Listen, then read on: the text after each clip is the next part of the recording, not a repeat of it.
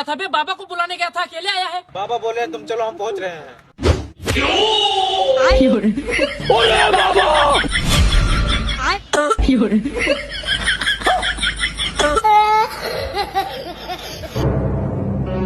देखा बाबा, ऐसे ही सबको परेशान करता रहता है, कभी इसके ऊपर कभी उसके ऊपर। इसका खांसी किसी तरह से ठीक कर दीजिए। लेकिन ये साला कर क्या रहा है यहाँ पे? और अभी तो रुको।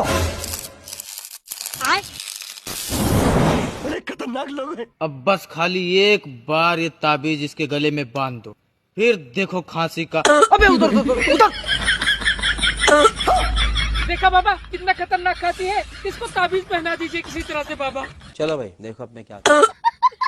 बाबा बाबा